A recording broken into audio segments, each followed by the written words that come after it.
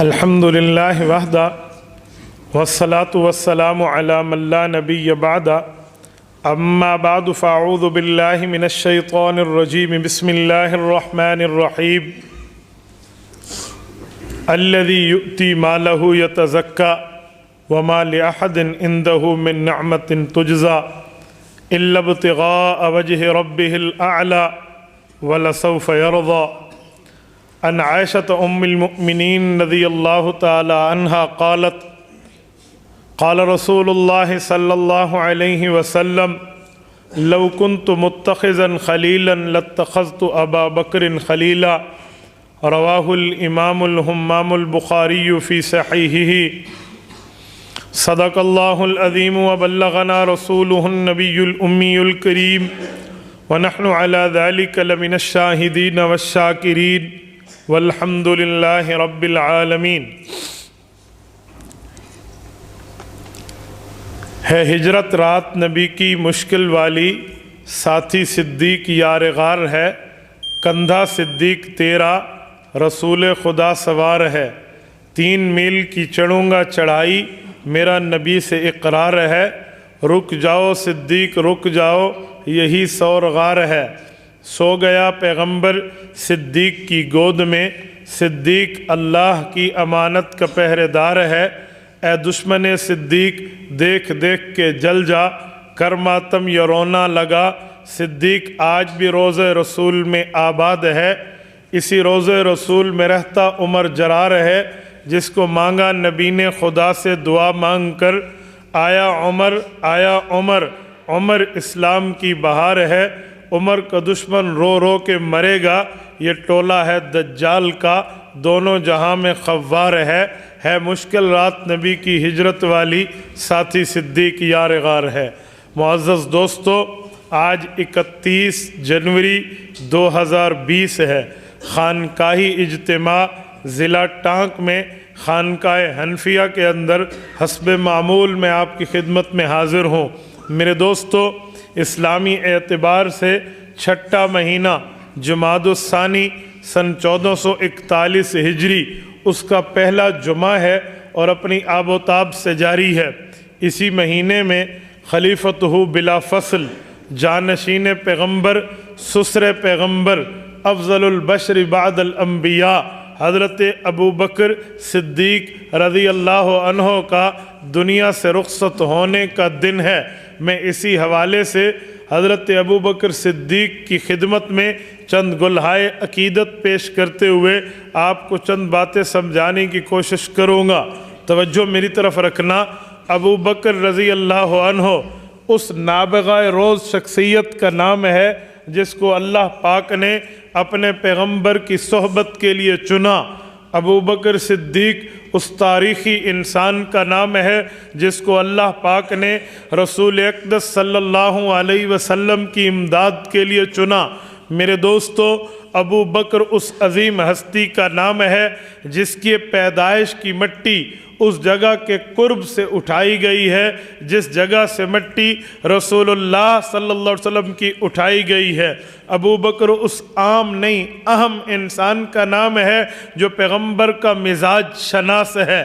مزاج شناس کا معنی ابو بکر صدیق رضی اللہ عنہ رسول اللہ کے چہرے کے تاثرات سے حضور پاک کے دل کے مطلب کو سمجھنے کی مہارت رکھتے ہیں۔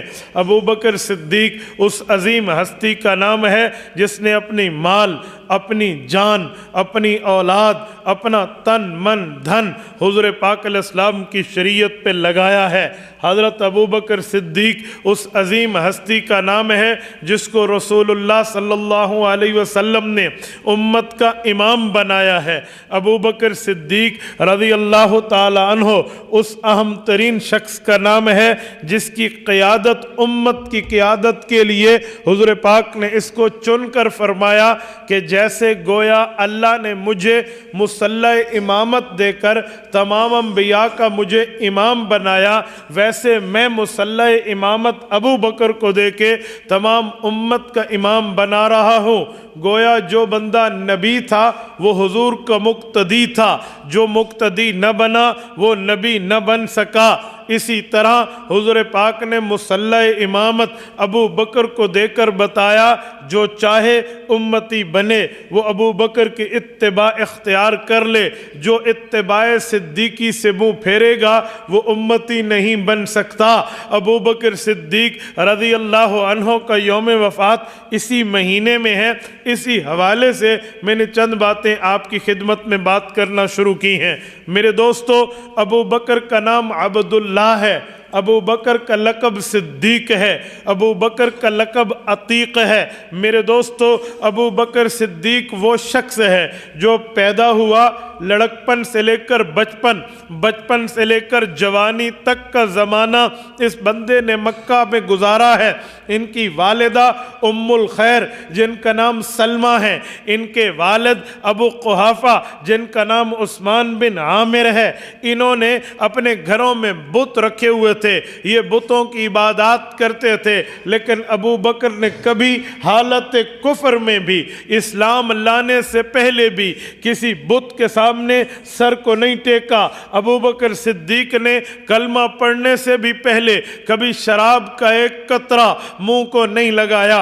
अबू बकर सिद्दीक ने इस्लाम लाने से भी पहले ज़िना से नफ़रत की है, गुनाह से नफ़रत की है, बुराइयों से नफ़रत की है, किसी के माल खाने से नफ़रत की है, ना हक जुल्म पे नफ़रत की है। अबू बकर वो संजीदा आदमी था जिसको मक्का की बस्ती के अहलियान सलाम किया करते थे। बल्कि एतमाद का आलम ये है, मुअर्रिखीन ने लिखा है कि जो खून बहा की रकम इकट्ठी होती, मक्का मुकरमा के अंदर जो लोग कत्ल होते, कत्ल के बदले में खून बहा मिलता, क़िसास की रकम मिलती, वो बैतुल माल के बजाय अबू बकर के पास जमा करा दी जाती। ये बनु तमीम का वो शहरज़ादा था कि उस माल की हिफाजत करता। मक्का के लोगों को अपनी जान से ज़्यादा अबू बकर पर एतमाद था कि यह बंदा अमानत में ख़यानत नहीं करेगा, ये अमीन है, ख़ाइन नहीं है। अबू बकर उस शख्सियत का नाम था जिसने ईमान लाने से पहले भी अपना नाम यूँ मनवाया हुआ था, और जब ये बंदा ईमान लाया है तो सोने पर सुहागा, फिर सोने पर सुहागा। आप साबित नहीं कर सकते ईमान लाने के बाद किसी एक लम्हे के लिए अबू बकर रसूलुल्लाह से गाफिल हुआ हो, नहीं साबित किया जा सकता। हाँ, हुजूर किसी जगह भेज दें, अबू बकर तो फलां जगह जा, फिर तो अबू बकर हुजूर से हट के चला जाता था। अगर हुजूर न भेजते तो अबू बकर पैगंबर का साए की तरह साथी बनकर साथ चलता, किसी मसले पर हो, किसी मकाम पर हो। इतना साथ अबू बकर सिद्दीक ने हुजूर पाक अलैहिस्सलाम का दिया है, उस साथ का अंदाज़ा आप नहीं लगा सकते। जो बंदा किसी का साथ देता है ना, बाज़ों का दिल में तकब्बुर आ जाता है कि देखो मेरी वजह से इसकी इज़्ज़तें हो रही हैं, मैं इसके नीचे ठहरा हूँ, मैं इसके साथ हूँ, मैं इसकी तायीद कर रहा हूँ, इसीलिए इसकी जयकार और वाह वाह हो रही है। ये आम तौर पे बंदे के दिलों में आता है ना। अबू बकर इससे कहीं पाक है। आपको अल्लाह पाक मदीना मुनव्वरा ले जाए, अल्लाह आपकी बरकत से हमें भी ले जाए। मदीना मुनव्वरा आप जाइए, आलिया जाइए, बाबुल इस्लाम जिसे कहते हैं, आजकल मस्जिद क़ुबा कायम है, वहाँ मस्जिद क़ुबा जाइए। मस्जिद क़ुबा का जिस तरफ मेहराब है, मस्जिद क़ुबा के किबले की साइड है, उधर मुंह करें तो दाईं तरफ आप मस्जिद से बाहर निकल के 2 रोड क्रॉस करें। 2 रोड क्रॉस करके जब आप वहाँ घर में जाएंगे, तवज्जो रखना, जब आप घर में जाएंगे और पहुँचेंगे वहाँ आपको आबादी नज़र आएगी बनी औफ बिन आमर की। बनी औफ बिन आमर ये वो आबादी है जिस जगह रसूलुल्लाह का क़याम 14 दिन रहा है। वहाँ हज़रत सैयदना कलसूम बिन हदम रज़ी अल्लाह ताला अन्हो का मकान मौजूद है। आज 1400 साल गुजरने के बाद वो कमरा वैसे का वैसे मौजूद है जिस कमरे में रसूलुल्लाह सल्लल्लाहु अलैहि वसल्लम ने 14 दिन गुजारे हैं। मैंने इस जगह का विज़िट किया है, ये मैं आपकी खिदमत में उसी कमरे की तस्वीर रख रहा हूँ जहाँ रसूलुल्लाह सल्लल्लाहु अलैहि वसल्लम और हज़रत अबू बकर सिद्दीक रज़ी अल्लाह अन्हु ने 14 दिन गुजारे हैं, और इस कुबा की वादी में रसूल अक़दस सल्लल्लाहु अलैहि वसल्लम रहे हैं, और हुज़ूर पाक अलैहिस्सलाम इस जगह रहे। यहाँ लोग मिलने आते, तवज्जो रखना, लोग मिलने आते। एक एक बंदा حضرت رسول اللہ کی زیارت کے لیے تڑپ کے آتا، مدینہ کے لوگوں نے حضور پاک کو نہیں دیکھا ہوا تھا، وہاں ابو بکر صدیق ساتھ ٹھہرے ہیں، پہلا دن ہے، لوگ ملنے کے لیے آئے تو پہلے ابو بکر کو ہاتھ ملایا، ملنے کے لیے آئے پہلے ابو بکر کو ملے، وہ یہ سمجھتے تھے یہ ہمارے پیغمبر ہیں۔ ابو بکر صدیق کے دل میں آیا کہ انہوں نے ہاتھ ملانا مجھے شروع کر دیا ہے، یہ تو رسول اللہ کی موجودگی میں اپنی عزتیں کروا رہا ہوں، اس کا کیا مطلب؟ میں تو خادم ہوں، مخدوم تو اللہ کے رسول ہیں، میں تو خدمت کرنے والا ہوں۔ تو ابو بکر صدیق نے کیا، اپنی چادر جو ابو بکر صدیق کے کندھے پر تھی، جس چادر کو ابو بکر نے رکھا ہوا تھا، اس چادر کو کندھے سے اتارا، جب دھوپ چڑھی تو ابو بکر صدیق نے اس چادر کو اپنے ہاتھوں پہ یوں لیا اور رسول اللہ کے سر مبارک پہ سایہ کر دیا، تاکہ پتہ چلے یہ خادم ہے، یہ آقا ہے۔ جس جگہ ابو بکر نے سایہ کیا ہے، سائے کو عربی میں ظل کہتے ہیں، آج وہ جگہ موجود ہے، اسے مقام تغلیل کہتے ہیں، سائے کی جگہ۔ یہ میں آپ کی خدمت میں اس کی پکچر پیش کر رہا ہوں، یہ دیکھیں۔ احمد اس بندے کو سنبھالو جیسے سنبھالنے کا حق ہے، جاؤ۔ یہ توجہ رکھیں، یہ وہ تصویر ہے جو رسول اللہ صلی اللہ علیہ وآلہ وسلم کے ساتھ ٹھہر کے ابو بکر صدیق رضی اللہ عنہ نے یہاں رسول اللہ کے سر اقدس پہ سایہ کیا ہے، اور وہ سایہ کرنے کی جگہ آج بھی قائم ہے۔ میں اس جگہ گیا، میں نے 2 نفل پڑھے ہیں، خدا کی قسم دل کو سکون آ جاتا ہے کہ ہم اہل حق کے ساتھ ہیں، ہمارا واسطہ اہل حق کے ساتھ ہے، ہم اہل حق کے اتباع میں ہے۔ صدیقی محبت کی خوشبو آپ کو 4 دانگ عالم میں پھوٹتی ہوئی نظر آتی ہے، آپ کو وہاں پھوٹتی ہوئی نظر آئے گی۔ میرے دوستو، ابو بکر صدیق وہ ہے، توجہ رکھنا، سیدنا ابو بکر صدیق وہ ہے رضی اللہ تعالی عنہ، جس بندے نے، آپ مجھے دیکھیں گے، مجھے دیکھیں، ابو بکر صدیق وہ ہے جس نے اپنی جوانی تن من دھن رسول اللہ صلی اللہ علیہ وسلم کے لیے خاص کر دیا، اللہ کے رسول صلی اللہ علیہ وسلم کے ساتھ وہ پیار کا تعلق رکھا جو رہتی دنیا تک اس کی مثالیں نہیں مل سکتی، رہتی دنیا تک اس کی مثالیں آپ کو نظر نہیں آئیں گی۔ اور ایک جملہ میں مزید کہتا ہوں، ابو بکر صدیق نے رسول اللہ صلی اللہ علیہ وسلم کے ساتھ دینے میں جتنی قربانیاں دی ہیں، اگر ان قربانیوں کو اکٹھا کر دیا جائے تو ایک گلدستہ بن جائے گا۔ میں پہلی دلیل پیش کرنے لگا ہوں، حضرت شیخ رحمہ اللہ نے فضائل میں بھی اس کو نقل فرمایا ہے۔ ابو بکر صدیق کلمہ پڑھتے ہیں، کلمہ پڑھنے کے بعد دل میں ایمان گھر کر جاتا ہے، جی میں آیا قرآن کریم جو میں پڑھ کر صاحب ایمان بن چکا، کیوں نہ میں یہ لوگوں کے سامنے پڑھوں۔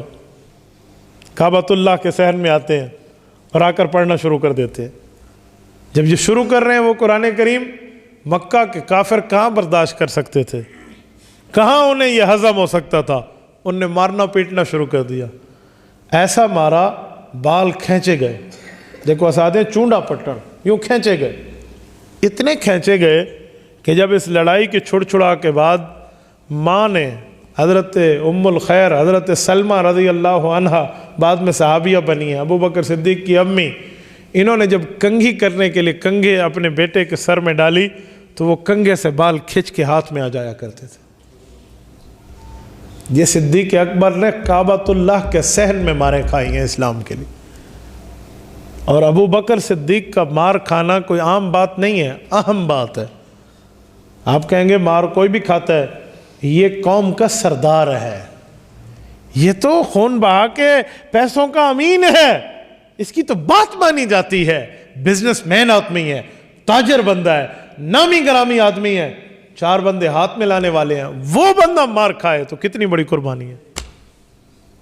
اور جب گھر میں گئے رشتہ داروں نے کہا تمہیں کہا ہے نا اس کا ساتھ چھوڑ دو، دیکھو جو بندے ہمیں جھک کے سلام کرتے تھے آج وہ ہمارے اوپر ہاتھ اٹھا رہے ہیں، اور ابو بکر ہیں کہ انہیں سمجھا رہے ہیں نہیں، یہ تکلیف چند وقتوں کی ہے، اللہ عزتوں سے نوازے گا، تم دل چھوٹا نہ کرو، جیسے میں نے اس کا دم پڑا ہے تم بھی اس کا دامن کو پکڑ لو۔ ساری رات ترغیبیں چل رہی ہیں، ابو بکر صدیق کی اس مار کے عالم میں بھی ترغیب نے ماں کے دل پر اثر کیا۔ صبح تک ماں نے اپنے بیٹے کے چہرے کے تاثرات دیکھے، ماں ہے نا، وہ تو بچپن سے چہرے کو جانتی ہے کہ میرا بیٹا کیسے بولتا ہے، تو صبح ماں نے کہا بیٹا یہ دودھ پی لے، میں وعدہ کرتی ہوں میں تیری بات مان لوں گی۔ کہا امی آدھا کام ہو گیا ہے، آدھا اور بھی کر لو، رسول اللہ کا پتہ کرو وہ کہاں ہے۔ کہا بیٹا گویا دوسرے لفظوں میں سمجھانے کے لیے کہوں کہ جس کی وجہ سے یہ حالت ہوئی ہے اب پھر اس کا پوچھ رہے ہو؟ تو ابو بکر نے کہا امی جان یہ دودھ میرے اوپر حرام ہے جب تک حضور کا دیدار نہ کر لو۔ ماں تھی نا، اب بیٹے کو بھوکا نہیں دیکھ سکتی تھی۔ کہا بیٹا میں کیسے پتہ کروں وہ کہاں ہے؟ کہا امی میں آپ کو بتاتا ہوں، ایک خاتون ہے وہ مسلمان ہے، زید بن ارقم کے گھر کے ساتھ ام جمیل ہیں، ان سے جا کر پوچھے وہ بتائیں گی۔ ابو بکر کی امی وہاں گئی اور وہ خوف زدہ ہو گئی کہ کل تو لڑائی ہوئی ہے، آج حضور کا میں بتا دوں تو پتہ چلے گا اس کا بھی تعلق حضور سے بن چکا ہے۔ اس نے کہا بس آپ کیا کہتی ہیں، ادھر ادھر میں بات ٹالی۔ تو ابو بکر صدیق کو پھر ماں نے آ کر جواب دیا کہ وہ تو نہیں بتاتی۔ اب ماں کے ساتھ زخمی حالت میں لڑکھڑاتے ہوئے ابو بکر اس کے گھر گئے اور وہاں جا کر کہا کہ میری امی نہیں بتائے گی، آپ بتا دیں حضور کہاں ہے۔ اس نے آنکھوں میں اشارے بھی کیا، کہا نہیں یہ مان چکی ہے۔ جب اس نے بتایا اور ابو بکر اپنی اماں کو لے کر وہاں پہنچے، حضور پاک کا چہرہ دیکھا، آنکھوں سے آنکھیں چار ہوئی، تو کہا یا رسول اللہ، حضور نے جب حال پوچھا کہ آپ بالکل بہت اچھا حال ہے، آپ کو دیکھنے سے پہلے تکلیفیں تھی اب تکالیف جاتی رہی۔ ابو بکر نے دودھ پیا ہے اور ماں کلمہ پڑھ کے صحابیہ بن کر واپس آئی ہے۔ ابو بکر کی یہ کم قربانیاں ہیں۔ ایک بات میں مزید کروں، ہجرت کی رات جب ابو بکر اپنے گھر سے رسول اللہ کو لے کر چلے ہیں، حضور پاک کے ابو بکر کے گھر میں آنا کئی بار ثابت ہے۔ مجمع الزوائد میں امام حیثمی رحمہ اللہ المتوفى 807 ہجری، آج سے 634 سال پہلے کا آدمی ہے، وہ بندہ حدیث پاک لکھتا ہے کہ ابو بکر کے گھر میں اکثر حضور جاتے اور ان کے مشورے جاری رہتے، اکثر جاتے اور مشورے جاری رہتے۔ اور سنو، ابو بکر صدیق رضی اللہ عنہ کے گھر پہ حضور کئی بار آئے ہیں، کبھی مشوروں کے لیے، کبھی سفر کے لیے، کبھی ہجرت کے لیے، اور کبھی ابو بکر کے گھر سے رسول اللہ دلہا بنے ہیں۔ سیدہ عائشہ رضی اللہ عنہ، اللہ کے رسول آئے اور حضور پاک کے سامان کو ابو بکر کی بیٹیوں نے اپنے ہاتھوں سے باندھا، حضرت اسماء، حضرت عائشہ رضی اللہ عنہما۔ باندھنے میں بیٹی نے دیکھا کہ سامان باندھنے میں رسی پوری نہیں ہوتی، تو عرب کی خواتین جو بڑا سا لباس پہنتے ہوئے یہاں ایک پٹکا سا باندھتی ہیں بطور ایزار بند، اس کو کھولا، 2 ٹکڑے کیا، ایک سے ایزار بند باندھا، ایک سے سامان باندھ دیا۔ حضور علیہ السلام کا لقب دیا ہوا اس عورت کو ملا حضرت اسماء کو، ذات النطاقین، 2 رسیوں والی۔ یہ اس نے اپنے ہاتھوں سے باندھا اور رخصت کیا، اور پتہ ہے صدیق کے گھرانے کو کہ یہ جا رہے ہیں مدینہ پاک، یہ اسی راستے سے جا رہے ہیں۔ لیکن نہیں، ابو جہل جب حضور پاک کے گھر میں ناکام ہوا نا اور دیکھا کہ رسول اللہ صلی اللہ علیہ وسلم گھر میں نہیں ہے، تو ابو جہل کو بھی پتا تھا کہ جب یہ گھر میں نہیں ہے تو ابو بکر بھی نہیں ہوگا، جاؤ وہاں سے پتہ کرو۔ وہ آیا ہے حضرت اسماء کے پاس، ابو جہل آیا،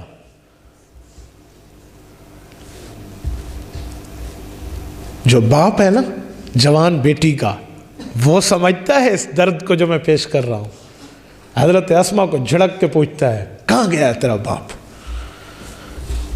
بیٹی گھر میں تنہا ہے، دادا نابینا ہے، وہ گھر میں ہے۔ صدیق کی بیٹی جواب دیتی ہے وہاں گیا ہے جہاں میرے ابو نے جانا تھا۔ اس نے کہا کہاں جانا تھا تیرے باپ نے؟ اسماء کہتی ہیں جہاں گیا ہے وہاں جانا تھا، راز پیغمبر کو ظاہر نہیں کیا۔ اس بندے نے چہرے پہ تھپڑ مارا، حضرت اسماء کے منہ سے خون نکلا ہے۔ جس باپ کے سینے میں جوان بیٹی جس کے گھر میں ہو نا، اور اس کے سینے میں باپ والا دل ہو نا، وہ سمجھے گا جب نوجوان بیٹی کے چہرے پہ ایک دشمن کا تھپڑ پڑے تو حالت کیا ہوتی ہے۔ لیکن حضرت اسماء نے راز نہیں دیا۔ یہ کم قربانیاں ہیں، اس قربانی کو بندہ کہاں تک لے کر جائے گا؟ ابو بکر صدیق رضی اللہ تعالیٰ عنہ کی خاندان کی قربانیاں دیکھنی ہوں؟ اب سنو اگلا جملہ۔ ابو بکر صدیق کے گھر میں پتہ تھا ہم کس غار میں رہیں گے، تو ابو بکر نے گھر میں بتایا ہوا تھا دو بندوں کو، نمبر 1 عامر بن فہیرہ رضی اللہ عنہ اپنے غلام کو، نمبر 2 اپنے بیٹے عبداللہ کو۔ کیوں بھائی؟ عبداللہ نائی تازی خبر دینے ایک وقت آتے تھے، وہ وقت طے تھا شام کا، بعض روایتوں میں صبح بھی آتا ہے، اور اس کے بعد عامر بن فہیرہ کو حکم تھا کہ تو اپنے آقا ابو بکر کے پاس بکریوں کا ریوڑ لے کر جائے گا اور غار کے قریب ایسے چراتے چراتے لے کر آئے گا اور وہاں سے ان کو دودھ دے جائے گا۔ ابو بکر صدیق کی چال دیکھیں، دماغ دیکھیں، اس کی ذہنیت دیکھیں۔ پہلے بیٹا آئے گا تو اس کے قدموں کے نشانات تو ہوں گے نا، کہیں کوئی قیافہ شناس پیچھے نہ آ جائے، پیچھے بکریوں کا ریوڑ آئے تاکہ نشانات بھی مٹ جائیں۔ طبقات ابن سعد تو پڑھو، تمہارا بکریوں کا ریوڑ آئے پیچھے۔ غار میں بھی ان 72 گھنٹوں میں بھی ابو بکر نے اپنی جان جوکھوں میں ڈال کے بھی رسول اللہ کی میزبانی کا شرف حاصل کیا۔ ابو بکر صدیق رضی اللہ عنہ نے اپنی پگڑی اور اپنی قمیض ان دونوں کو پھاڑ پھاڑ چیر چیر کے سوراخ بند کیے تھے، اور جو آخری جگہ بچی تھی وہاں صدیق نے ایڑی رکھ لی تھی، اور مشکی نے ڈنگ مارا ہے اور اپنے پاؤں کو نہیں ہلایا، ٹانگ کو حرکت نہیں دی، وہ بے اختیار آنسو نکلا تو رسول اللہ نے پوچھا کیا ہوا؟ کہا یہ ہوا۔ میں یہاں ایک جملہ کہتا ہوں، ہر دور کا مشکی صدیق کو ڈنگ مارتا ہے، ہر دور کا مشکی سانپ صدیق کو ڈنگ مارتا ہے، یہ صدیق ہے جو اس دشمن کی طاقت کو سہ جاتا ہے۔ ہر دور کے مشکی نے ڈنگ مارا ہے، ہر دور کے سانپ نے ڈنگ مارنے کی، زہر دینے کی کوشش کی ہے، ڈسنے کی کوشش کی ہے۔ آپ کو نہیں علم، یہ آج سے 4 دن پہلے کی بات ہے، ہمارے ٹی وی چینلز پہ اب تک چینل کے اوپر اب تک اس کا نام ہے، وہاں ایک خاتون بیٹھی ہیں جو قانون دان بھی ہیں، supreme court of the Pakistan کے کونسل کی ممبر بھی ہیں، اور وہ ابو بکر صدیق پر اعتراض کرتی ہوئی کہتی ہیں کہ جب رسول اللہ صلی اللہ علیہ وسلم کی صاحبزادی حضرت فاطمہ الزہرا رضی اللہ عنہ دربار میں آتی ہیں تو انہیں انصاف نہیں ملتا، اسی لیے آج تک ہماری عدالتوں میں انصاف نہیں ہے۔ انا للہ و انا الیہ راجعون۔ کہاں گئے ہمارے ادارے؟ کہاں گئی ہماری انتظامیہ؟ کہاں گئی حکومتی رٹ؟ کہاں گیا پیمرا کے قوانین؟ صدیق اکبر کے اوپر تبرہ کیا جائے، آن ایئر کیا جائے، آن لائن کیا جائے، برسر عام کیا جائے، اور اس پر کوئی ادارہ حرکت میں نہ آئے۔ لوگ اپنے باپ پر گالی برداشت نہیں کرتے، حتیٰ کہ عزت کے دعوے کا حق محفوظ رکھتے ہیں، اور امت کی ماں کا باپ سیدہ عائشہ کا والد، اس کو یوں برسر چوک غلط کہا جائے، ناانصاف کہا جائے، ظالم اور حق کھانے والا کہا جائے، اور کسی کے کان پر جوں تک نہ رہیں گے۔ میں نے ایسے نہیں کہا، ہر دور کے سانپ نے صدیق کو ڈسنے کی کوشش کی ہے، ہر دور کے سانپ نے۔ یاد رکھو سانپو، تمہارے بلوں میں تمہیں سکون نہیں ملے گا۔ صدیق کل بھی صدیق تھا، صدیق آج بھی صدیق ہے۔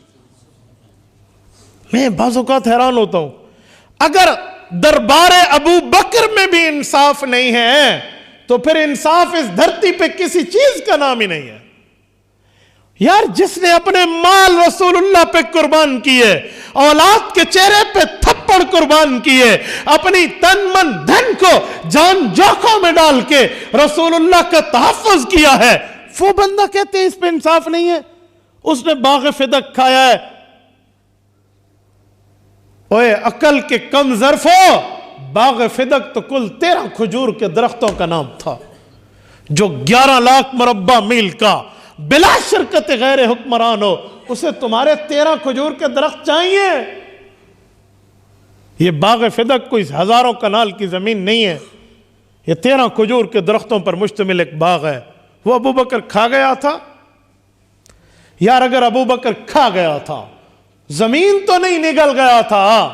جب سیدنا علی المرتضیٰ کا دور آیا، حضرت حسن اور حسین دنیا پر موجود تھے، تو علی المرتضیٰ نے اس باغ کو اپنی بیوی کے نام الاٹ کر کے اپنے بیٹوں کو کیوں نہیں دیا تھا؟ آ میرا شہزادہ حسن، آ میرا شہزادہ حسین، اپنی ماں کا حصہ لے لو۔ علی نے کیوں نہیں دیا تھا؟ کیسی جملہ کہا جا رہا ہے؟ اگر نعوذ باللہ ابو بکر صدیق کھا گئے تھے تو صدیقی فیصلے کو حضرت حیدر رضی اللہ عنہ نے برقرار کیوں رکھا ہے؟ اس کا معنی یہ ہے فیصلہ اپنی جگہ تھا، حق کھانے کی بات نہیں تھی۔ جو تم بات لے کر آئے وہ تو بات حضرت علی المرتضیٰ کے دور میں بھی وہی رہی۔ اور امام حسن، قربان جاؤں میں امام حسن کی جوتی کے تمغے پر، اس تمغے کے اوپر آنے والے مٹی کے ذرات پر لاکھوں ہماری جانوں سے افضل وہ مٹی کے ذرات ہیں جس مٹی پر امام حسن چلے ہیں۔ 6 ماہ تک خلیفہ وقت رہے، 1 انچ زمین بھی وہی نہیں لی جو فدق کی تم کہتے ہو ابو بکر کھا گیا تھا۔ انہیں اپنی ماں کا احساس نہیں تھا؟ نعوذ باللہ۔ یہ کیا ابو بکر صدیق پر تبرہ بازی ہے؟ کیا ابو بکر صدیق پر باتیں ہیں؟ ابو بکر مال کھا جائے گا؟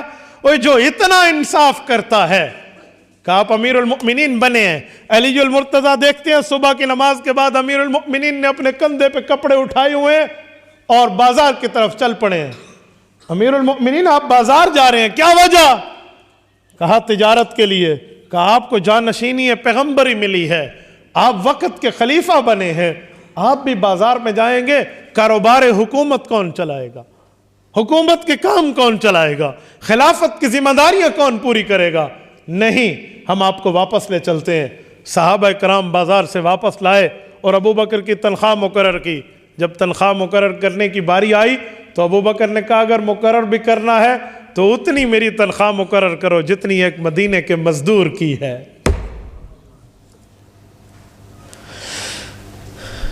یہاں چند لوگوں نے کہا آپ کو اس تنخواہ میں گزارا ہو جائے گا؟ کہا جی نہیں ہوگا تو مزدور کی تنخواہ کو بڑھا دوں گا، اس کا گزارا کیسے ہوگا؟ یہ حکمران ہوتے ہیں، اسے کہتے ہو اس نے انصاف نہیں کیا۔ یار آج بھی ابو بکر صدیق رسول اللہ کے اتنا قریب ہے، پوری امت میں اتنا عمر بھی نہیں ہے رضی اللہ عنہ، اتنی قربت ملی ہے۔ ایک بندہ کہنے لگا کہ ابو بکر کا حضور پاک سے تعلق کیسا تھا، ذرا یہ بتاؤ۔ میں نے کہا بتاؤں یا دکھاؤں؟ چل ذرا روزے رسول پہ، السلام علی رسول اللہ ہا ہونا، السلام علی ابی بکر ہا ہونا، ساتھ جڑا ہوا ہے معاجہ شریف پہ۔ کہا یہ رسول اللہ کی قبر ادھر حضور پہ سلام پڑھو، یہ ابو بکر کی قبر ادھر ابو بکر پہ سلام پڑھو۔ خوش قسمت ہیں وہ زبانیں جو رسول اللہ پر بھی سلام پڑھتی ہیں، شیخین پر بھی سلام پڑھتی ہیں، ساتھ موجود ہے۔ کون سا دوری ہے، کون سا بعد ہے، کون سا فرق ہے؟ یہ تو یوں ساتھ ہے۔ اور ایک جملہ میں مزید کہتا ہوں، ابو بکر صدیق وہ ہے جس نے اللہ کی امانتوں کا پہرے داری کرنا سیکھا ہے۔ جب رسول اللہ صلی اللہ علیہ وسلم نے معراج ہجرت کی رات حضرت علی المرتضیٰ رضی اللہ عنہ کو بلایا تھا، علی میرے بستر پہ سو جاؤ، میں جا رہا ہوں، صبح یہ لوگوں کی امانتیں لوگوں کو واپس کر کے میرے پیچھے مدینہ طیبہ آ جانا۔ تو علی المرتضیٰ نے رسول اللہ کی ذات عالیہ کے ہاتھ تھام کے عرض کیا تھا، میرے ماں باپ آپ پہ قربان، اللہ کے رسول لوگوں کی امانتیں تو میں لوٹاؤں گا، ان کا تحفظ تو علی کرے گا، آپ اللہ کی امانت ہے، آپ کی حفاظت کون کرے گا؟ تو حضور پاک نے فرمایا بحکم خدا ابو بکر کرے گا، جو اللہ کی امانت کا پہرے دار ہے۔ یہ خائن ہو سکتا ہے یار؟ اس میں خیانت ہو سکتی ہے، اس میں خیانت ہو سکتی ہے؟ کیوں اپنی خبث سے باطن کو اپنے چہروں پہ لاتے ہو؟ کیوں اپنے دل کے بغض کو اپنی زبانوں پہ لاتے ہو؟ یہ بندہ غلط کر سکتا ہے، اس نے خیانت کرنی ہے؟ یہ رسول اللہ کی امانت کو لے کر پہنچا ہے اور پہرا بھی دیا ہے۔ اور علماء نے لکھا ہے معراج کی رات ہجرت کی رات ابو بکر نے جھولی اٹھا کر دعا مانگی، اللہ حضور پاک کا پہرا اگر تجھے قبول ہے تو یہ پہرا قیامت تک میرے حوالے کر کے مجھے پیغمبر کا پہرے دار بنا دے۔ روضہ رسول میں آج بھی ابو بکر کا پہرا قائم ہے۔ جس قیامت کے دن میں رسول اللہ اس روزے سے باہر آئیں گے، ابو بکر اسی روزے سے باہر آئے گا۔ ایک بار تبوک کے موقع پہ ابو بکر صدیق نے سارا مال پیش کیا ہے رسول اللہ کو، رسول اقدس صلی اللہ علیہ وسلم کو سارا مال پیش کیا، اور ادھر بیٹھ کر اللہ کے رسول کے پاس آئے ہیں، کیکر کے کانٹے لگا کر، ٹاٹ کا لباس پہن کے۔ ابو بکر حضور کے سامنے بیٹھے اور حضور پاک دوسری طرف توجہ کر کے متوجہ ہیں۔ صحابہ کے دلوں میں آیا کہ ابو بکر نے تن من دھن لوٹا دیا، اور ٹاٹ کا لباس پہن کے کیکر کے کانٹے لگا کے آیا، اور حضور توجہ نہیں فرما رہے۔ وجہ کچھ لمحہ گزرا، حضور کی توجہ ہوئی، کہ ابو بکر اللہ کے سلام آئے ہیں تیرے پاس، جبرائیل آئے اللہ کے سلام تیرے پاس لائے، اور میں نے جبرائیل سے پوچھا کہ آج تو تیری حالت بدلی ہوئی ہے، تو نے ٹاٹ کا لباس پہنا ہے، کیکر کے کانٹے لگائے ہیں۔ جبرائیل کیا ہوا؟ تو جبرائیل نے کہا جو آپ کا یہ شہزادہ بیٹا ہے، اس نے فرش پہ جو لباس پہنا ہے آپ پر مال خرچ کر کے، عرش پہ اللہ کو اتنا پسند آیا، مجھ سمیت تمام فرشتوں کو یہی لباس پہنا دیا۔ یار یہ ابو بکر ہے، وفاؤں کی انتہا کا نام ابو بکر ہے، پیار کی انتہا کا نام ابو بکر ہے، یگانگت کی انتہا کا نام ابو بکر ہے، مسرت و محبت و مودت کی انتہا کا نام ابو بکر ہے۔ اگر محبت ابو بکر میں نہیں ہے، خدا کی قسم اس دھرتی پہ محبت نام کی چیز ہی نہیں ہے، اطاعت نام کی چیز ہی نہیں ہے، وفا نام کی چیز ہی نہیں ہے، قربانی نام کی چیز ہی نہیں ہے، اگر ابو بکر صدیق میں یہ صفات موجود نہیں ہے۔ اس پر بولا جا رہا ہے۔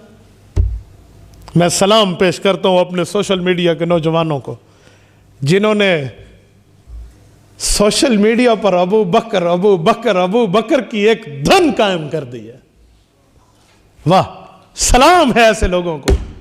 یہ لوگ چیک کر رہے تھے مسلمانوں میں درجہ ایمان کتنا ہے، ایمان کا معاملہ کتنا ہے۔ تمہیں نہیں پتا مسلمان گناہگار ضرور ہو، لیکن رسول اللہ سے، حضور کے صحابہ اور حضور کی آل سے پیار اپنے دل میں چھپائے رکھتا ہے۔ یہ کیسے ہو سکتا ہے؟ اس نے تو خب سے باطن کا اظہار کیا، لیکن تکوینی طور پہ تکوین خداوندی کو کچھ اور منظور تھا۔ ابو بکر کی وہ باتیں اس جماد الثانی میں عام ہوئی ہیں، میں نے تو اپنی زندگی میں اس طرح اس تیزی کے ساتھ ان مہینوں کے اندر سوشل میڈیا پہ ابو بکر صدیق کی باتیں عام ہوتے نہیں دیکھی۔ وَبِزِدِّهَا تَتَبَيَّنُ الْأَشْيَاءُ، متنبی کہتا ہے کہ رات نہ ہوتی تو دن کی قدر کوئی نہ کرتا۔ تو نے بغض کا اظہار کر کے ابو بکر پہ تانا مارنے کی ناکام کوشش کی ہے، رب نے ابو بکر کو ایک بار پھر اس کا پھریلا رہلا کے صدیق بنا دیا ہے۔ میرے دوستو، یہ اپنا احتجاج جاری رکھیے، سنجیدگی کے ساتھ، متانت کے ساتھ، حوصلہ کے ساتھ احتجاج جاری رہے جب تک یہ نیوز چینل کا پروگرام بین نہ ہو یا اس خاتون پر پابندی نہ لگے۔ یار کوئی سیاسی مخالف ہوتا ہے تو اس پر پابندی عائد کی جاتی ہیں، لیکن جو ابو بکر ہے، افضل البشر بعد الانبیاء ہے، اس پہ خلاف بک بک کی جائے تو پھر تبھی میں نے کہا کہ ہر دور کے مشکی نے، ہر دور کے سانپ نے صدیق کو ڈسنے کی کوشش کی ہے۔ جو پہلے دور کا مشکی تھا اس نے ڈنگ مارا، علاج رسول اللہ نے کیا، برکت اللہ نے اتاری، اور اس مشکی کا حشر کیا ہوا وہ آپ خود اندازہ لگا لیں۔ آج کا مشکی بھی اسی طرح برباد، نامراد، خوار، ذلیل، تباہ، ستیہ ناس ہوگا، اور ابو بکر کے نام کا ڈنکا بجتا رہے گا۔ میرے دوستو، اس مشکی نے ڈنگ مارا تو ابو بکر صدیق نے ڈنگ پہ ڈنگ سہا ہے، برداشت کیا ہے۔ آپ کبھی سانپ کے ڈنگ مارنے کو دیکھیں نا، کبھی دیکھیں، آپ گوگل پہ سرچ کر لیں کہ سانپ ڈنگ کیسے مارتا ہے، آپ کو ویڈیوز ملیں گی اور بہت آسانی سے سمجھ جائیں گے۔ اور وہاں نہیں تو اپنے بزرگوں سے پوچھ لو جو سانپ کے بارے میں واقفیت رکھتے ہیں۔ یہ دیکھیں، مثلاً یہ بندے کا جسم ہو اور سانپ ڈنگ مارے نا یوں، بندہ آگے سے ہاتھ ہٹا لے، جگہ ہٹا لے تو دوسری بار نہیں لگتا، لیکن وہ جگہ برقرار رہے، تو وہ پے در پے ڈنگ مارتا ہے، مشکی پے در پے سانپ ڈنگ مارتا ہے، کیا ہے کیا ہے کیا ہے، آگے سے نہیں ہٹ رہا۔ مجھے بتائیں صدیق نے پاؤں ہلایا تھا؟ بولتے نہیں ہیں، ہلایا تھا؟ پاؤں کو حرکت دی تھی؟ ٹانگ کو ہلایا تھا؟ تا وقت کہ وہ ظاہر چلتی چلتی چلتی بے اختیار آنسو نکلے، کتنا ٹائم گزرا ہوگا، اور اس مشکی نے کتنے ڈنگ مارے ہوں گے۔ وفا پہ قربان جائیں، ابو بکر کی اس نے برداشت کیا ہے، ایک نہیں اس نے کئی ڈنگ مارے ہیں، اور ابو بکر نے برداشت کیا ہے۔ میرے دوستو، ادھر آ ستمگر ہنر آزمائیں تو تیر آزما ہم جگر آزمائیں، یہ ابو بکر ہے جس نے یوں جگر کو کھول کے رکھ دیا ہے۔ سیدنا ابو بکر صدیق پر اللہ کے انعامات میں بات کر رہا تھا قربانیوں کی، تو ابو بکر کی یہ قربانی کم، تھوڑا آگے چلتے ہیں۔ سیدنا ابو بکر صدیق جب پہنچتے ہیں مدینہ منورہ رسول اللہ کے ساتھ، یہ زمین ہے، ہم اس پر مسجد نبوی بنائیں گے، حضور کا اعلان ہوتا ہے، پتہ کرو کس کی ہے؟ دو یتیم ہیں، ایک ساحل ہے اور ایک سہیل ہے، دو یتیم بچے ہیں، بھئی ان کی ہے۔ ان کے چچا آئے، کہا میرا بھائی تو فوت ہو گیا ہے، ان بھتیجوں کا وارث تو میں ہوں، میں آپ کو اپنے بھتیجوں کی زمین تحفے میں دیتا ہوں، بھتیجوں کو اپنی جیب سے پیسے دوں گا۔ حضور نے فرمایا جی نہیں، ہم اس کی قیمت ادا کریں گے، ہم اس کی قیمت ادا کریں گے۔ بالاسرار کہا، حضور نے بالاسرار فرمایا نہیں ہم ادا کریں گے۔ تو کس نے ادا کی ہے؟ ابو بکر صدیق نے، کوئی تھوڑی نہیں، پوری قیمت ابو بکر نے دی ہے، پوری قیمت مسجد نبوی کی۔ یہ پہلی زمین مسجد نبوی کی خریدی گئی ہے، اور آپ کو پتہ ہے حدیث پاک کے مطابق مسجد نبوی میں ایک نماز کا ثواب 50,000 نمازوں کے برابر ہے۔ تو آپ اور میں ایک ایک پڑھتے ہیں، 50 ملتے ہیں۔ میرے دوستو، جس نے اس مسجد کی زمین خرید کے دی ہے اس کا رتبہ کہاں پہنچا ہوگا، اس کا مقام کہاں پہنچا ہوگا؟ ابو بکر اپنی جیب سے مسجد نبوی کے پیسے ادا کرتا ہے، اور یہ ظالمہ کہتی ہے کہ وہ 13 کھجور کے درخت کھا گیا تھا، انا للہ و انا الیہ راجعون، وہ یہ فدق کھا گیا تھا۔ یار کیا تمہیں ابو بکر صدیق کے بغض نے کالا کر دیا ہے؟ کیا ابو بکر صدیق کے بغض نے تمہارے دل جلا دیے ہیں؟ بغض صدیق سینے میں ہو تو چہرہ کبھی تاباں نہیں ہوتا، چہرے کے اوپر نحوست نظر آتی ہے جس کے سینے میں بغض عمر بغض ابو بکر موجود ہو۔ او میں ایک حدیث پاک پڑھتا ہوں، سنو۔ خطبہ جمعہ میں خطیب یہ ہر وقت حدیث پاک پڑھتا ہے۔ اللہ کے رسول نے فرمایا اللہ اللہ فی اصحابی لا تتخذوہم غرضا من بعدی فمن احبہم فبحبی احبہم ومن ابغضہم فببغضی ابغضہم ومن اذاہم فقد اذانی ومن اذانی فقد اذى اللہ ومن اذى اللہ فیوشک ان یأخذہ۔ مشکات جلد نمبر 2 کتاب المناقب باب مناقب الصحابہ صفحہ 554 ورقے کی دائیں سائیڈ اٹھا لیں، المیزان لاہور سے مشکات چھپی ہے، آپ کو یہ روایت حضرت ابن عمر کے واسطے سے نظر آئے گی۔ فرمائے لوگو اللہ سے ڈرو، اللہ سے ڈرو، میرے صحابہ کو تنقید کا نشانہ نہ بنانا۔ کیوں؟ اگر تم نے صحابہ پر خلاف جملہ کس دیا تو تمہارے دل میں بغض صحابہ نہیں بغض محمد مانا جائے گا، اور اگر تمہارے منہ سے محبت صحابہ کا قول نکلا تو تمہارے دل میں محبت صحابہ صرف نہیں ہوگی، مجھ محمد کریم کی محبت بھی ساتھ ہوگی۔ اور اگر تم نے انہیں تکلیف دینے کی کوشش کی، سنو میں پیغمبر اعلان کر رہا ہوں، میں صحابہ کی تکلیف شمار نہیں کروں گا، اپنی تکلیف شمار کروں گا۔ وَمَنْ أَذَاهُمْ فَقَدْ أَذَانِي، اور اگلا اعلان تو اس سے بھی سخت ہے، فرمایا وَمَنْ أَذَانِي فَقَدْ أَذَى اللَّهُ، یہ میرے نمائندے ہیں، حضور نے فرمایا، اس لیے ان کی تکلیف میری اور میں اللہ کا نمائندہ ہوں۔ رب نے فرمایا ہے محمد تیری تکلیف جو دینا تجھے چاہے گا وہ میرے اوپر حملہ آور شمار ہوگا۔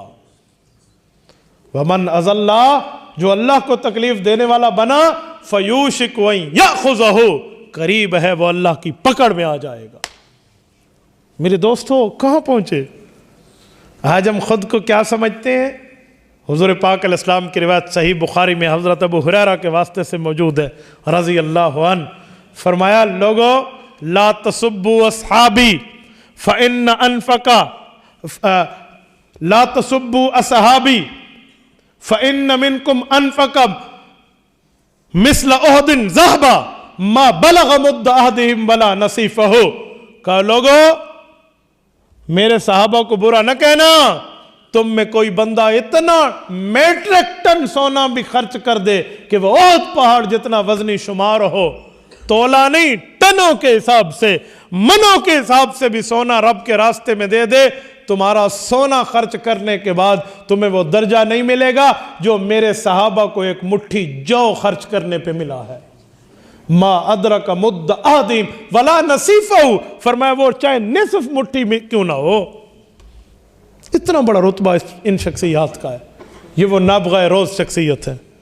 اور ابو بکر کے مناقب میں، ابو بکر کے مقامات میں کہاں تک بات کروں؟ ایک جملہ کہتا ہوں، ابو بکر کے مناقب میں کوئی اعلیٰ سے اعلیٰ ترین شخصیت بھی اگر رکاوٹ بنے اللہ اسے بھی برداشت نہیں کرتے۔ رسول اللہ صلی اللہ علیہ وسلم کی وفات کا وقت قریب ہے، فرمایا مرو ابا بکر فلیصلی بالناس، ابو بکر کو میرا پیغام پہنچاؤ، امت کا امام بنو اور لوگوں کو نمازیں پڑھاؤ۔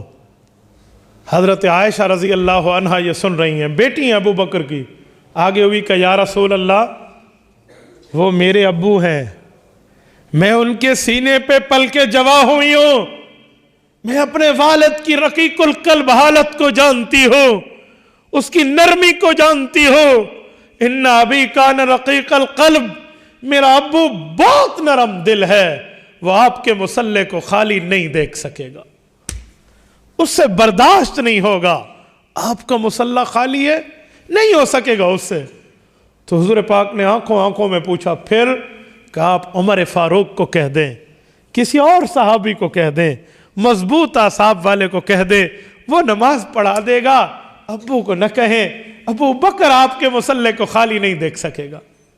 بیٹی ہے، جانتی ہے والد کو، حضور پاک سمجھے، لیکن اللہ کے رسول نے لفظ فرمایا انتن صواحبکن یوسف ما یعب اللہ والمؤمنون ما خلا ابا بکر۔ عائشہ جو اللہ کا فیصلہ ہے اس فیصلے میں تو رکاوٹ نہیں بن سکتی، ابو بکر نماز پڑھائے گا۔ عائشہ صدیقہ بنت صدیق، صدیقہ کائنات، پیغمبر کی زوجہ، پیغمبر کی بستر کی حرم اور عزت، جس کے لیے قرآن کریم نے 18 آیات اتاری ہیں، سورت نور کے 2 رکوع اتارے ہیں، جس کی پاکیزگی کو اللہ نے قرآن کے نص قطعی میں، قرآن کریم کے الفاظ میں بیان کر کے فرمایا اولئک مبرؤون مما یقولون سبحانک ھذا بہتان عظیم الطیبات للطیبین۔ اللہ نے اعلان کیا یہ پاک عورت ہے، تبھی پاک کے پاس آئی ہے، الزام والے غلط ہیں، عائشہ کے اوپر الزام غلط، یہ بالکل ٹھیک ہے، وہ خاتون ہے، ایک جملہ کہتی ہے ابو خالی مصلی نہیں دیکھ سکیں گے۔ اللہ فرماتے ہیں، حضور فرماتے ہیں اللہ کو یہ بھی برداشت نہیں ہے جب مناقب ابو بکر میں رکاوٹ کے طور پہ حضرت عائشہ آئیں، باوجود اخلاص کے ساتھ آئیں، اللہ کو وہ قبول نہیں ہے۔ جائے کہ 1400 سال کے بعد کوئی غلیظ گٹر کا، غلیظ نسل کا، غلیظ کیڑا ابو بکر صدیق پر بات کرے، رب کیسے برداشت کرے گا؟ اور ہم اس کو برداشت سمجھتے ہیں، ہم اس کو بڑی بات سمجھتے ہیں۔ خدا کی قسم ہمارے ملک پاکستان پہ اللہ کی رحمتیں ہیں، کہیں اللہ کا عذاب نہ آئے۔ اتنی بڑی شخصیت پر اس کے خلاف باتیں ہو رہی ہیں اور وہ بھی آنے اور ہو رہی ہیں۔ اللہ کے لیے ارباب حکومت کو اس کا نوٹس لینا چاہیے، تھوڑا سا سمجھنا چاہیے اور غور کرنا چاہیے، ورنہ اپنے سے پہلے پیش روؤں سے سبق لینا چاہیے۔ دین کو جو چھیڑتا ہے اسے اللہ چھوڑتا نہیں ہے۔ کیا آپ تائید کرتے ہیں اس بات کی یا نہیں کرتے؟ سارے دوست ہاتھ اٹھا کر جیسے اتفاق ہے وہ تائید کریں۔ تائید کرتے ہیں یا نہیں کرتے ہیں؟ دونوں ہاتھ اٹھا کر آپ کسی غیرت کے ساتھ، مذہبی معاملات کے ساتھ کہیں ایسی خاتون کو گرفتار ہونا چاہیے یا نہیں ہونا چاہیے؟ ایسے چینل کو بند ہونا چاہیے یا نہیں ہونا چاہیے؟ हुकूमत वक्त नोटिस ले या न ले, हमारा मुतालबा है, आओ ये भी अवामी आवाज सुनो ना। ये आवाजें नजर नहीं आती, ये मामला नजर नहीं आता जो इस तरह इस्लाम के खिलाफ, शख्सियात मुक़द्दसात के खिलाफ, सहाबा और अहले बैत के अफराद के खिलाफ इस तरह खिलाफ गुफ्तगू की जाए। हमारे नौजवानों को क्या सिखाया जा रहा है, उम्मत को क्या मैसेज दिया जा रहा है? अल्लाह के लिए मुल्क की हालत पर रहम किया जाए, पहले कहाँ से कहाँ सूरत हाल पहुँच चुकी है। तो मेरे दोस्तों, पुरअमन तरीके से, मतानत और संजीदगी के साथ जो social media holder, IDs holder हैं, ये अपना एहतजाज ता वक्त रिकॉर्ड कराएं जब तक इसके खिलाफ ये कैफर किरदार तक ना पहुँचे। करेंगे इंशाअल्लाह। इसी महीने में अबू बकर दुनिया से गए हैं, इसी महीने में। मैंने उसी हवाले से आपकी खिदमत में खलीफा बिला फसल को खराज अकीदत पेश किया है। मेरी दुआ है अल्लाह पाक तुरबत अबू बकर पे करोड़ों अरबों रहमत नाज़िल फरमाए। अल्लाह पाक हमें किरदार सिद्दीकी पर अमल की तौफीक अता फरमाए। सैयदना अबू बकर सिद्दीक का साथ अता फरमाए। व आखिर दावाना अनिल हम्दुलिल्लाहि रब्बिल आलमीन। तवज्जो रखें, ये चंद सवाल हैं। क्या किसी पर तावीज़ कराना, बंदिश वग़ैरह कराना, इसकी हकीकत क्या है या इसकी हिफाजत का कोई ख़ास वजीफ़ा? मेरे दोस्तों, किसी पर काला जादू कराना, बंदिश कराना, तावीज़ात कराना, या अगर कुफ़र नहीं है तो कुफ़र की पड़ोसी होना ज़रूर है। बहुत बड़ा जुर्म है, इससे 100% बचिए। इससे हिफाजत के जो आमाल हैं वो आपको मिल जाएंगे। मंजिल लिखी हुई है हज़रत मौलाना तलहा कांदलवी रहमतुल्लाह की, वो मंजिल ले लें, उसको दिन में एक बार पढ़ लिया करें। सुबह नमाज के फ़ौरन बाद इस्लाम की रोशनी में फरमा दें कि रिज़्क़ और किस्मत से मुतासर हैं, ऐसा करने वालों के बारे में इस्लाम की तंबीह। क्या मतलब है इस सवाल का? सुबह नमाज के बाद इस्लाम की रोशनी में क्या मुतासर है? मैं नहीं समझा आपका ये सवाल। ये सवाल मुझे आप फिर समझाएं तो मैं जवाब दूंगा। किसी भी इम्तिहान या इंटरव्यू में कामयाबी के लिए आखिरी मनाजिल में दाखिल होने के बाद अचानक नाकाम हो जाना, उसकी वजह क्या हो सकती है? याद रखें, जिसको आप समझते हैं मैं नाकाम हुआ हूँ, हो सकता है तुम्हें उसकी नाकामी नज़र आ रही हो और वो उससे ज़्यादा बेहतर आपको मिलने वाला हो। शेखुल इस्लाम मुफ्ती तकी उस्मानी से फरमाते हैं, मैं काबे शरीफ में था, सर सजदे में रख के, माथा टेक के अल्लाह से मांगा, अल्लाह फ़लाँ मुल्क का वीज़ा मिल गया है, मुझे फ़लाँ वक़्त का जहाज़ मिल जाए, फ़लाँ वक़्त की फ़्लाइट मिल जाए। सर सजदे में रख के मांगा और कहा वो नहीं मिली। मैं दिल में बड़ा परेशान हुआ, हरम की मांगी हुई दुआ ज़ाया गई। जब मैं दूसरी फ़्लाइट से उस मुल्क में पहुँचा, उन लोगों को मैंने कहा मैं कल आ रहा था लेकिन उस फ़्लाइट में ना आ सका, हालांकि मैंने मांगा था, बस इसी में भी अल्लाह की मर्ज़ी होगी। उन्होंने फरमाया, लोगों ने कि हज़रत आप शुक्र करें। कहा जी वो कैसे? कहा कल वो फ़्लाइट अगवा हो गई है, हाईजैक हो गई है। तो फरमाते मुझे फिर यकीन हुआ कि देखो अल्लाह पाक ने मेरे लिए क्या चाहा और मैं क्या समझ रहा था। ये ना समझना मैं नाकाम हुआ, यह समझना मुझे इससे बेहतर मिलेगा। क्या ये बात सच है कि अल्लाह की राह में एक तबलीग में एक नेकी 49 करोड़ पर? मेरे भाइयों, 49 करोड़ क्या है? कुरान करीम में वल्लाहु युज़ाइफ़ु लिमन यशा, अल्लाह इससे भी बढ़ के देगा। 49 करोड़ तो बहुत छोटी चीज़ है। अल्लाह के रास्ते में खर्च करें, वो मदरसा हो अल्लाह का रास्ता, वो खानकाह हो अल्लाह का रास्ता, वो तबलीग हो अल्लाह का रास्ता, वो हक वाला जिहाद फ़ी सबीलिल्लाह हो अल्लाह का रास्ता, वो इस्लामी सियासत हो अल्लाह की रजामंदी के लिए। आपको एक एक रुपये पर करोड़ों मिलते हैं, आप तो सिर्फ 49 की बात करते हैं। होना अल्लाह का रास्ता चाहिए, और अल्लाह का रास्ता किसी एक फील्ड का नाम नहीं है, ये इस्लाम के पूरे शोबा हयाजात का नाम है। बहुत से लोग तबलीग में 4 माह और 3 दिन फ़र्ज़ सुन्नत से कुछ भी नहीं पढ़ते। इनको कोई तबलीग वाला इसको फ़र्ज़ सुन्नत नहीं कहता, कोई नहीं कहता। वो कहते हैं ये दीन सीखने के लिए जाओ, तो दीन सीखने के लिए जाना चाहिए, इसको फ़र्ज़ सुन्नत कोई नहीं कहता। ये तो बिल्कुल जाना चाहिए। फ़र्ज़ क्या, एक बंदे को दीन का मसला नहीं पता तो उसके लिए जाना तो बहुत ज़रूरी है। बहुत से उलमाए कराम कहते हैं कि हज़रत आदम अलैहिस्सलातु वस्सलाम की तौबा हज़रत मोहम्मद सल्लल्लाहु अलैहि वसल्लम के वास्ते से कबूल हुई। जी हाँ, یہ حدیث پاک ہے، مستدرک علی الصحیحین للحاکم کی جلد نمبر 3 میں ہے۔ حضرت آدم علیہ السلام نے رسول اللہ کا واسطہ دیا تو اللہ نے ان کی بھول کو معاف فرما دیا۔ اللہم انی اسألک بحق محمد ان تغفر لی، یہ اس پر حدیث پاک موجود ہے۔ یہ بھی مانگا تھا ربنا ظلمنا انفسنا، یہ بھی مانگا تھا۔ ایک دعا قرآن میں ہے، ایک دعا حضور کے فرمان میں ہے۔ ہم قرآن بھی مانتے ہیں، حضور کا فرمان بھی مانتے ہیں، دونوں کو مان کے دیکھو تو وہ دعا بھی ثابت ہے، باقی دعا بھی ثابت ہے۔ میری چھوٹی سی دکان ہے، اس میں سگریٹ وغیرہ فروخت کرتا ہوں، کیا یہ حلال ہے؟ سگریٹ کی ڈبیا کے اوپر لکھا ہوتا ہے تمباکو نوشی صحت کے لیے مضر ہے، تو جس پہ اوپر لکھا ہوا ہو کہ یہ غلط چیز ہے، آپ اس کو بیچ کے مجھ سے حلال ہونے کا فتویٰ نہیں لے سکتے۔ ساتھ ایزی لوڈ بھی کرتا ہوں، لوگوں کو انٹرنیٹ کے پیکج لگا کے، جی ہاں، انٹرنیٹ کا پیکج لگا کے دینا یہ کوئی حرام نہیں ہے، اس سے دینی چیزیں بھی ہو سکتی ہیں۔ اس کی مثال ایسی ہے جیسے آپ چھری بیچیں، آپ سے کوئی چھری لے تو چھری سے اپنی بکری کو ذبح کرے تو جائز ہے، اور کسی اور کو چھری مار دے تو بیچنے والا تو گناہ گار نہیں ہے نا۔ ایسے نیٹ پیکج آپ لگا کر دیتے ہیں تو اس سے تو کئی کام ہو سکتے ہیں۔ اگر کوئی برائی میں استعمال کرتے ہیں تو وہ خود ذمہ دار ہے، آپ کے سر پہ اس کا کوئی گناہ نہیں ہے۔ جس کی داڑھی مبارک سنت کے مطابق نہ ہو، اس کی پیچھے نماز ہوتی ہے؟ جی بالکل نہیں ہوتی۔ بغیر داڑھی کے اذان اور اقامت، اصل مسئلہ تو یہی ہے کہ سنت رسول رکھ کے اقامت بھی ہو، سنت رسول رکھ کے اذان ہو، اصل مسئلہ یہی ہے۔ لیکن ہمارے علماء فرماتے ہیں کہ اگر کوئی ترغیب کے لیے آتا ہے نا تو خیر ہے، اس کو نرمی پیدا کرو، آنے دو، تاکہ بیچارہ اذان میں آ جائے، انشاءاللہ ایک دن داڑھی بھی رکھ لے گا۔ اس پر اس کو سمجھانا چاہیے، پیار کے ساتھ سمجھانا چاہیے۔ کبوتر گھر میں رکھنا جائز ہے یا گناہ ہے؟ میرے دوستو، کبوتر پڑے رہیں، آپ اس کو کھانا کھلائیں، یہ تو کوئی گناہ نہیں ہے، یہ تو جائز ہے۔ لیکن کبوتر بازی منع ہے۔ کبوتر رکھنا اور ہے، کبوتر بازی کرنا اور ہے۔ تو کبوتر باز بندہ ہوگا نا، اس کی تو اپنی نماز بھی شک میں پڑ جاتی ہے، چہ جائے کو اس کے پیچھے نماز پڑھنا۔ کبوتر بازی والا معاملہ چھوڑیں، لوگ کبوتر رکھتے ہیں پھر دوسروں کے پٹھا بے کو پکڑ کے گنا ہے تو یوں کسی کے بھگا کے بھی لے آتے ہیں، تو اس طرح غلط کام ہے، ان چیزوں سے بچیں۔ باقی کوئی پرندہ آپ گھر میں رکھ کے پالیں، آپ کو منع نہیں ہے، اس کو کھانا پینا وقت پہ دیا کریں۔ ہمارے علاقے میں کچھ لوگ نماز جنازہ ہے اس کے ساتھ پڑھاتے ہیں، وہ اہل و سنت نے، بابا اپنے بندوں کے جنازے پڑھا کرو، باقیوں کے لیے دعائے مغفرت کیا کرو کہ اللہ اس کی مغفرت فرمائے۔ اللہ اللہ اللہ